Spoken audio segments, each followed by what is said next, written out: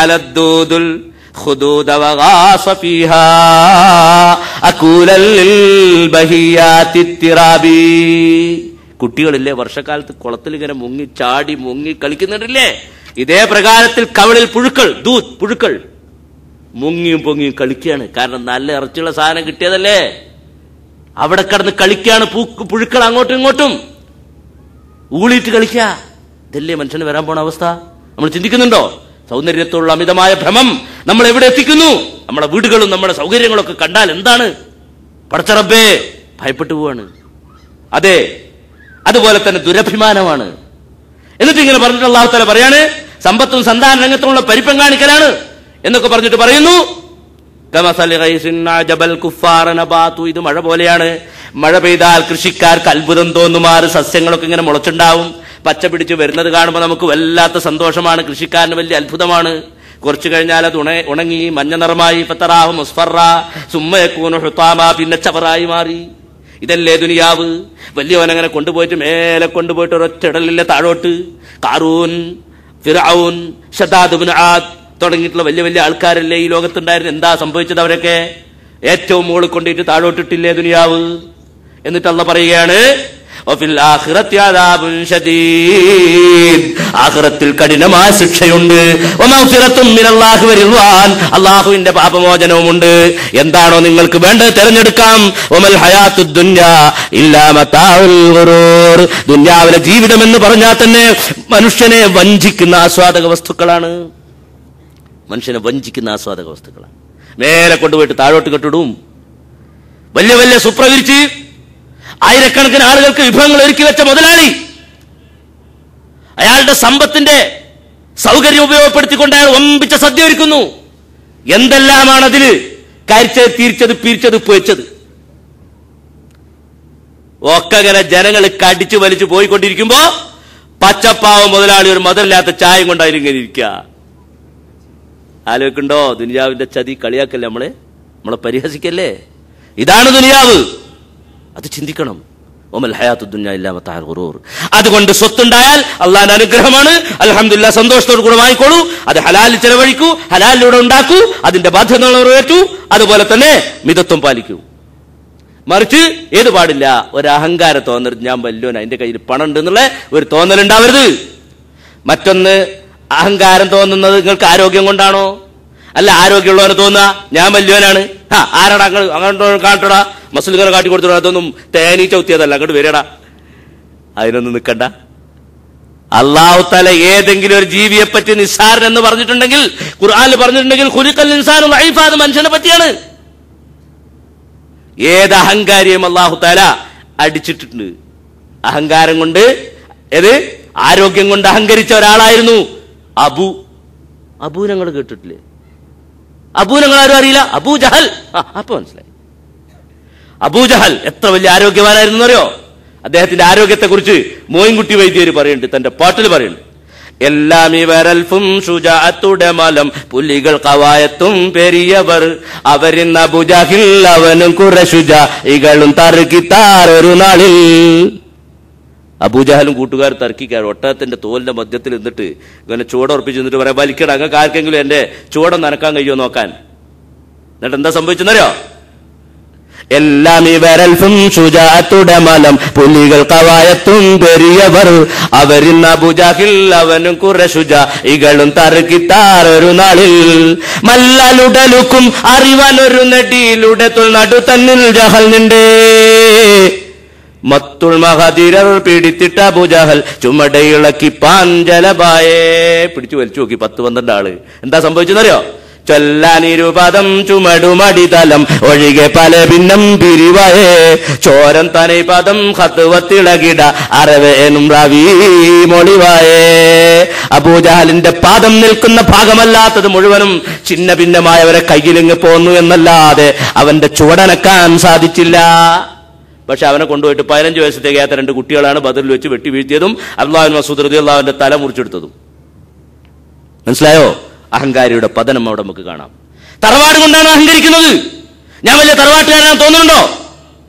മനസ്സിലാക്കണം, തറവാടിന് എന്ത് വിലയാണുള്ളത്. ഞാൻ വലിയ തറവാട്ടിൽ ജനിച്ചവനാ, എന്റെ വല്യാപ്പാക്ക് 3 ആന ഉണ്ടായിന്. എന്താ അള്ളാഹിന്റെ അടുത്ത് ഇതിന് വല്ല വിലയുണ്ടോ? മനസ്സിലാക്കൂ. ഖുർആൻ സൂറത്തുൽ ഹുജറാത്തിൽ അല്ലാഹു തആല പറയുന്നു, യാ അയ്യുഹന്നാസ് ഇന്നാ ഖലഖനാകും മിൻ ദക്കരിൻ വഉൻസാ വജഅൽനാകും ശുഊബൻ വഖബായില ലിതഅറഫു ഇന്ന അക്രമകും ഇൻദല്ലാഹി അത്ഖാകും ഇന്നല്ലാഹ അലീമുൻ ഖബീർ. ജനങ്ങളെ, ഈ ആയത്തിറങ്ങിയ സന്ദർഭം ആദ്യം മനസ്സിലാക്കുക. എന്നാൽ കുറച്ചുകൂടി എളുപ്പമുണ്ട്. മഹാനായ നബി സല്ലല്ലാഹു അലൈഹി വസല്ലം തങ്ങൾ മക്ക വിട്ട് മദീനയിലേക്ക് ഹിജ്റ പോയി. ഹിജ്റയുടെ 8ാം വർഷം മക്കയിലേക്ക് തന്നെ തിരിച്ചു വരികയാണ്. കഅബാലയം കയ്യിലൊതുക്കുന്നു, മുസ്ലിമീങ്ങളുടെ കയ്യിലാകുന്നു. കഅബത്തിന്റെ മുകളിൽ കയറി ബാങ്ക് കൊടുക്കാൻ മഹാനായ ബിലാൽ റളിയല്ലാഹു അൻഹുവിനെ വിളിച്ചപ്പോൾ കറുത്ത നീഗ്രോവായ, സൗന്ദര്യമില്ലാത്ത, സമ്പത്തില്ലാത്ത, തറവാടില്ലാത്ത, ഒന്നുമില്ലാത്ത പാവം ബിലാൽ റളിയല്ലാഹു അൻഹു അദ്ദേഹത്തെ വിളിക്കുന്നു. അദ്ദേഹം അക്ഷരാർത്ഥത്തിൽ ഞെട്ടിപ്പോയ സന്ദർഭം. കഅബത്തിന്റെ മുകളിൽ കയറി തന്റെ നല്ല സുന്ദരമായ ഈണത്തിൽ ബാങ്ക് കൊടുത്തപ്പോൾ മക്കാ മണലാരണ്യം നിശ്ചലമായി പോയ സന്ദർഭം. അപ്പോഴും അഹങ്കാരം മനസ്സിൽ നിന്ന് വിട്ടുമാറിയിട്ടില്ലാത്തൊരു വിഭാഗം അങ്ങകലെ മാറി നിന്നുകൊണ്ട് പറഞ്ഞു, ഇതാ ഈ ദുർഗതി കാണുന്നതിന്റെ മുമ്പ് നമ്മുടെ പിതാക്കൾ മരിച്ചു പോയെങ്കിൽ അവർ ഭാഗ്യവാന്മാരാണ്. കാരണം ഈ കറുത്ത കാക്കയെ പോലെയുള്ള ബിലാലിനെയാണല്ലോ ഇവന് ബാങ്ക് കൊടുക്കാൻ കിട്ടിയത്. അവിടെയാണല്ലോ വിളിക്കുന്നത്, യാ അയ്യുഹന്നാസ്, ജനങ്ങളെ, ഇന്നാ ഖലഖനാകും മിൻ ദക്കരിൻ വഉൻസാ, നിങ്ങളെല്ലാവരും നാം ആണിൽ നിന്നും പെണ്ണിൽ നിന്നോ പഠിച്ചത്. ഒരാൾക്ക് മറ്റൊരാളെക്കാൾ സ്ഥാനം കൊടുക്കാനോ കുറക്കാനോ ഉണ്ടോ? അതിൽ എല്ലാവരും ഉമ്മയിന്നും വാപ്പിന്നും ജനിച്ചതാ. പിന്നെയോ വജഅൽനാകും ശുഊബൻ വഖബായിൽ, നിങ്ങളെ പല വിഭാഗക്കാരും പല കബീലക്കാരുമാക്കി മാറ്റിയെങ്കിൽ ലിതഅറഫു, പരസ്പരം അറിയാനുള്ളൊരു വഴി. അതുപോലെ ആധാരം എഴുതുമ്പോൾ തിരക്കടില്ലല്ലേ? ആലുമക്കേറി മുഹമ്മദ് സൺ ഓഫ് കുഞ്ഞാപ്പു കൃഷി വേറെ എന്തായാലും ഖുറൈശി തറവാട്ടുകാരൻ നബി സല്ലല്ലാഹു അലൈഹി വസല്ലം അല്ലേ? പക്ഷേ പ്രവാചകനാണ്. അതുപോലെ ഖുറൈശി തറവാട്ടുകാരായ നല്ല മുഅ്മിനീങ്ങൾ, ഈമാൻ നല്ല ഉയർന്ന സ്ഥാനത്താ. മോശമായാലോ അബൂജഹലും ഖുറൈശി തന്നെ, അബൂലഹബും ഖുറൈശി തന്നെ. എന്താ സ്ഥാനം? മനസ്സിലായോ? അങ്ങനത്തെ ഒരു അഹങ്കാരമാണെങ്കിൽ അത് നീക്കി വെക്കുക. സൗന്ദര്യം കൊണ്ടുള്ള അഹങ്കാരമാണോ? തിരക്ക് തോന്നുന്നു ഞാൻ വലിയ ഗ്ലാമർ ഉള്ളവരാ, എന്നിട്ട് ഏത് കാറിന്റെ ലെൻസിന്റെ അടുത്ത് പോയിട്ടും ഇങ്ങനെ ആക്കിക്കൊണ്ടാണ് ചില പെണ്ണുങ്ങൾ കേൾക്കും. അയലോകത്ത് കല്യാണം കഴിച്ചു കൊണ്ടുവന്ന കുട്ടി ഓല കണ്ണിൽ അത്ര വലിയ താല്പര്യം ചൊറുക്കുണ്ടാവില്ല. അവരെ കളിയാക്കുക. ആ വെള്ളരിക്കാപ്പുകലോലത്തെ ചെറുക്കം കെട്ടിക്കൊടുന്ന പെണ്ണിന്റെ കോലം കണ്ട. പക്ഷെ സൗന്ദര്യത്തിന്റെ കൺസെപ്റ്റ് എന്താ? തന്റെ കണ്ണിനാ. നബി സല്ലല്ലാഹു അലൈഹി വസല്ലം പറഞ്ഞു ഏറ്റവും നല്ല സ്ത്രീ ആരാ? ചിലർ പറയുന്നുണ്ട് ഭയങ്കര സൗന്ദര്യമുള്ള സ്ത്രീ എന്നാ പറയില്ലേ? നബി സല്ലല്ലാഹു അലൈഹി വസല്ലം അല്ലത്തി തസുറു ഇദാ നളർത, നീ നോക്കിയാൽ നിനക്ക് സന്തോഷം തോന്നുന്ന നിന്റെ കണ്ണിനാണ് സൗന്ദര്യം. നീ നോക്കിയാൽ നിനക്ക് ഇഷ്ടപ്പെട്ടത്. അതുകൊണ്ടാ പെണ്ണിനെ ഓനോട് കാണാൻ പറഞ്ഞു. 10 ആള് കൂടി ചെല്ലാനല്ലല്ലോ പറഞ്ഞു. ആഫ്രിക്കക്കാരെങ്ങനെയാ പെണ്ണിനെ തെരഞ്ഞെടുക്കുക കണക്കിന്? നൈജീരിയക്കാര്. നമ്മളെ പെണ്ണുങ്ങൾ പിന്നെ ചുണ്ടിന് നല്ല ചോപ്പ് കൊടുക്കുമ്പോ ആഫ്രിക്കക്കാർ കുറച്ചും കൂടി മേലെ കൂടെ കൂടിയിട്ട് കറുത്ത പെയിന്റാ കൊടുക്കുക. നമ്മളെ പെണ്ണുങ്ങൾ പുട്ടിട്ട് പെയിന്റ് അടിക്കുമ്പോ ഇവരെന്താ ചെയ്യണ്? മാന്തിയിട്ട് വരക്കാണ്. ഏതാ സൗന്ദര്യം? അവരെ കണ്ണിനത്, നിങ്ങളെ കണ്ണിനത് ഇല്ലേ? നല്ല സുന്ദരികളാണെന്ന് പറഞ്ഞ വെളുത്ത പെണ്ണുങ്ങളാണെന്നാണോ അതിന്റെ അർത്ഥം? എങ്കിൽ അമേരിക്കക്കാരെ കണ്ടാൽ നമ്മൾ അറിയാം എലിക്കുട്ടികളെ മാതിരി അറിയില്ലേ? പക്ഷെ അവർക്കതാണ് ഇഷ്ടം. അപ്പൊ അതൊന്നുമല്ല, മറിച്ച് സ്നേഹവും നല്ല ആകർഷണീയമായ സ്വഭാവം ഉണ്ടാവുമ്പോൾ ആ മനസ്സിൽ നിന്നാണ് സൗന്ദര്യം പുറത്തേക്ക് വരുന്നത്. അല്ലാതെ ശരീരത്തിന്റെ ഘടനയല്ല സൗന്ദര്യം. അത് ശരിക്കും മനസ്സിലാക്കണം. ഗ്ലാമർ എന്ന് പറഞ്ഞ യഥാർത്ഥത്തിൽ ഹൃദയത്തിനാണ്. അവിടെ അഹങ്കരിക്കാനല്ല. അറിവ് കൊണ്ടാണ് ചിലർക്ക് അഹങ്കാരം. ഞാൻ വലിയ വിവരമുള്ള ആളാണ്, അറിവാളൻ ഹേ എന്നു. ഞാൻ എഞ്ചിനീയറാണ്, ഞാൻ ഡോക്ടറാണ്, അല്ലെങ്കിൽ ഞാൻ വലിയ പണ്ഡിതനാണ്, ഞാൻ ഇമാമാണ്, ഞാൻ ഖത്തീബാണ്, ഞാൻ അതാണ് ഇതാണ്. അള്ളാന്റെ അനുഗ്രഹല്ലേ? അള്ള തന്നെങ്കിലല്ലാതെ നമുക്ക് ഉണ്ടാവോ? അറിവ് കൊണ്ട് അഹങ്കാരം തോന്നുന്നുണ്ടെങ്കിൽ ഉടൻ ചിന്തിക്കണം. ഖുർആൻ തന്നെ പറയുന്നു, വഫൗക കുല്ലി ദീ ഇൽമിൻ അലീം, ഏതറിവുള്ളവന്റെയും മേലറിവുള്ളോണ്ട്. മൂസാ അലൈഹിസ്സലാം ഒരഹങ്കാരം ഉണ്ടായിട്ട് പറഞ്ഞതല്ല.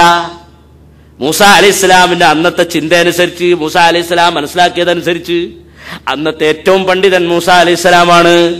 ജനങ്ങൾ ചോദിച്ചു, ഇന്നത്തെ പണ്ഡിതനാരാ? ഏറ്റവും വലിയ പണ്ഡിതനാരാ? മൂസാ നബി അലൈഹിസ്സലാം പറഞ്ഞു, ഞാനാണ്. അതൊരു അഹങ്കാരം കൊണ്ട് പറഞ്ഞൊന്നും അല്ലായിരുന്നു. അല്പം പോലും മൂസാ നബിയുടെ മനസ്സിൽ അഹങ്കാരമില്ല. പക്ഷെ അത് പറഞ്ഞു പോയില്ലേ ഒരു പ്രവാചകൻ.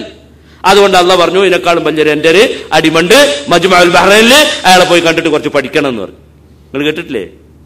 മൂസാ അലൈഹിസ്സലാം ഖിദ്ർ അലൈഹിസ്സലാമിനെ തേടിപ്പോയി കുറെ വിവരങ്ങൾ ഉണ്ടാക്കി. പുതിയ പുതിയ പല വിവരങ്ങളും കിട്ടി. ചരിത്രത്തിലേക്ക് ഞാൻ പോകുന്നില്ല.